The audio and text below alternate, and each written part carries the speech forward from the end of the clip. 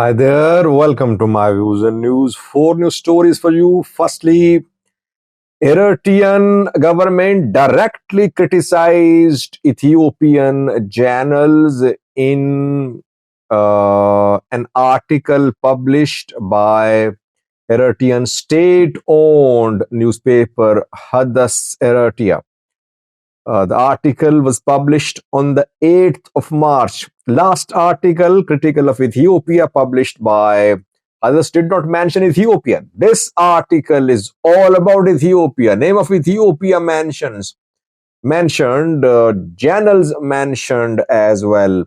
And a joke has been shared at the end of this article by Eritrean Hadas Eritrea newspaper. Details for you. Secondly, viewers, Getachew supporters in Tigray are spreading propaganda, and U.S. Eritrean embassy in the U.S. responded to this propaganda yesterday. Thirdly, a political party in Tigray has withdrawn from newly established interim council, which was called Advisory Council, but its new name is Tigray Interim Council. What are this party's concerns and complaints? And lastly, South Sudan, viewers. I have some information from their military being deployed, ethnic militias being deployed in capital city, US withdrawing its staff from there. Is South Sudan on the brink of another civil war? Let's start, viewers. So the first story is about Eritrea, Ethiopia tensions. Hadas Eritrea is Eritrean government-owned newspaper. Eritrea has only one newspaper, one television channel, one radio station, all owned by Eritrean government. That is why whatever is published, whatever is aired by these news sources is basically a reflection of Eritrean government's policies, and all these outlets are under the control of Ministry of Information. Hadas Eritrea 2 days ago published an article that did not mention Ethiopia, but that article was critical of Ethiopia. This second article, published on the 8th of March, mentions Ethiopia by name. It draws a picture of how Ethiopia looks like now. What are the capabilities of Ethiopian military, Ethiopian channels, and a joke at the end of this article published by Hadas Eritrea. Well, the newspaper firstly says that what Ethiopia is doing is concerning not for just Eritrea, but for the entire region.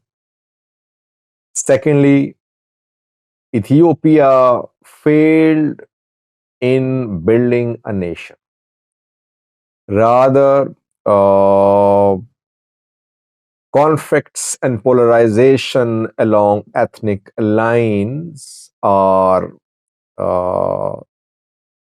rampant and prevalent in Ethiopia. It's because of failed nation building. Eritrea always claims, by the way, that it has managed to build a nation.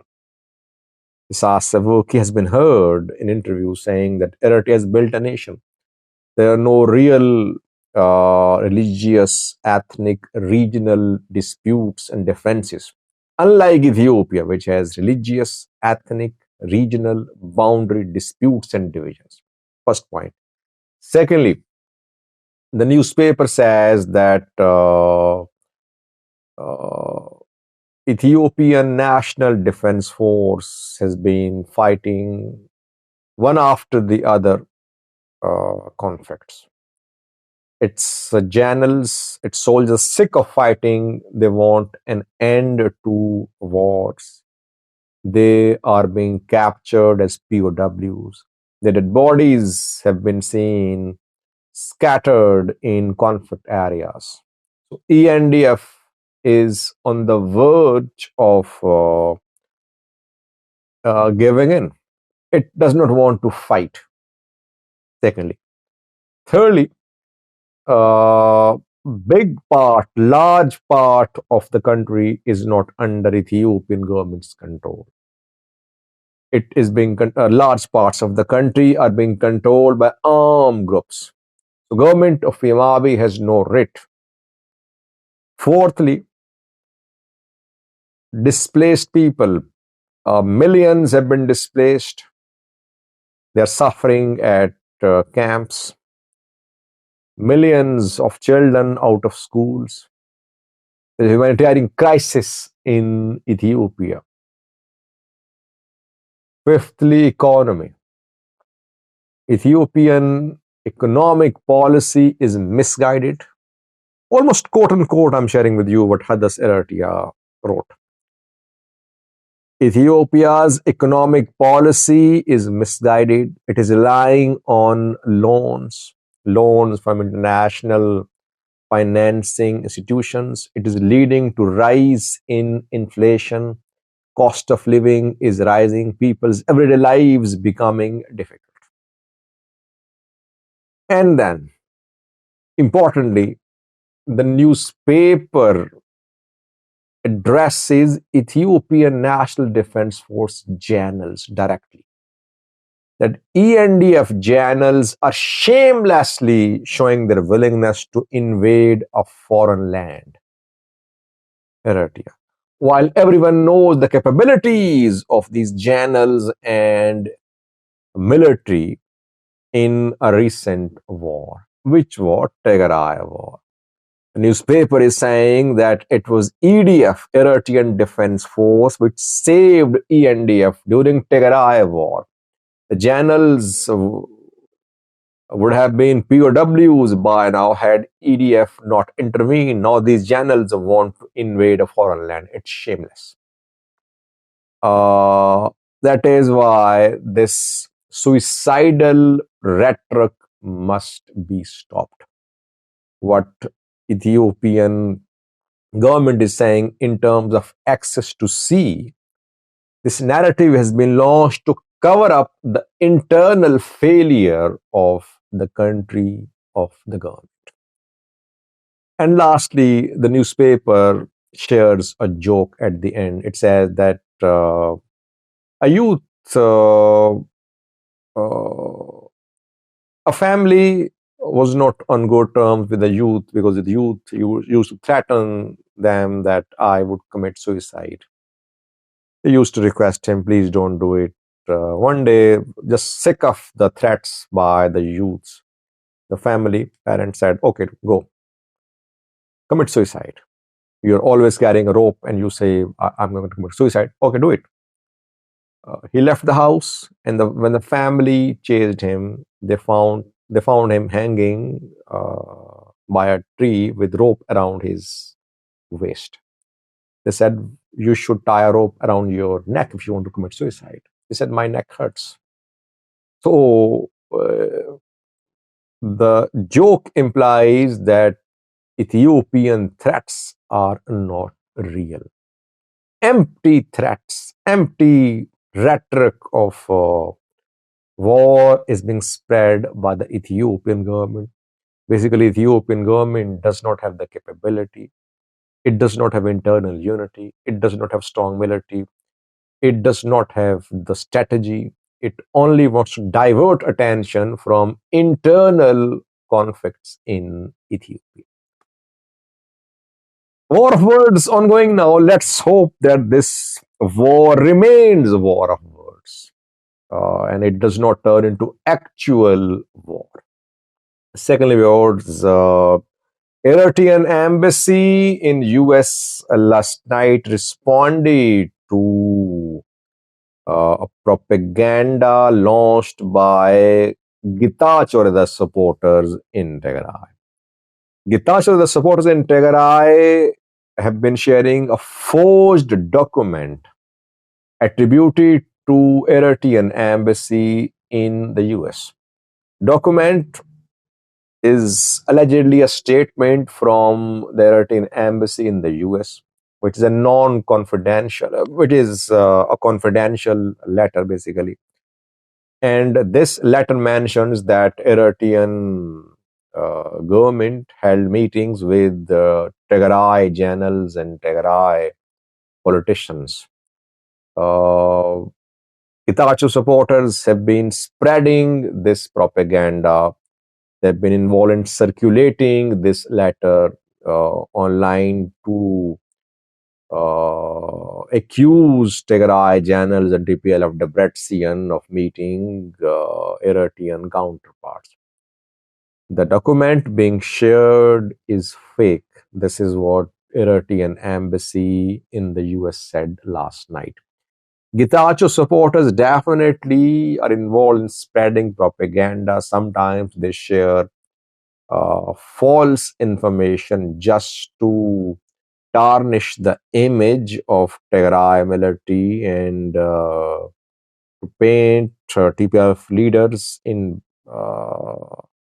bad light. This propaganda is being spread by Getachew Reda supporters.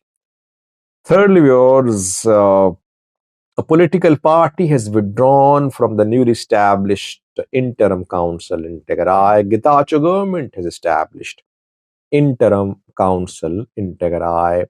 A few days ago, Tigray Chamber of Commerce became part of it. Muslim community joined too, Muslim community representatives. Representatives of Tigray employees associations, government employees association also became part of the council. Tigray military has not joined it. TPLF Debrecen has not joined it. Opposition parties are part of it. Some Salsevoyene is part of it. But one political party withdrew from it 2 days ago. Its name is Simba Democratic Party, led by Dori Eskidam. The party is mainly based in Irob. Dori Eskidam remained in prison for over a year during war. Why did this party withdraw from interim council? The party says that Kunama and Iro people are not being given representation in the new council. That is why this party is withdrawing, because it represents Kunama and Iro community. People say that independence of Tigray is the solution. Tigray should split, it should secede. I say, if you remember during war as well, I said that even a Tigray country won't be able to fully unite. Once Tigray secedes from Ethiopia, you'll see internal differences arise, differences on the basis of regions, on the basis of ethnicity too. You see now, the Simba Democratic Party is raising the issue of Kunama and Iro people. TPLF Debrecen and TPLF Getachew are involved in regionalism. Getachew group based in southern, southeastern Tigray, the Debrecen group based in northeastern, western parts of Tigray. Regional differences too. Lastly, we have South Sudan, alarming situation there.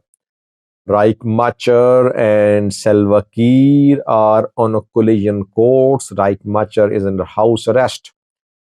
South Sudan President Salva Kiir yesterday ordered the deployment of military in Juba, South Sudan's capital. Military is patrolling the streets of Juba. Not just military, ethnic militias aligned with Salva Kiir group are also patrolling the streets of Juba.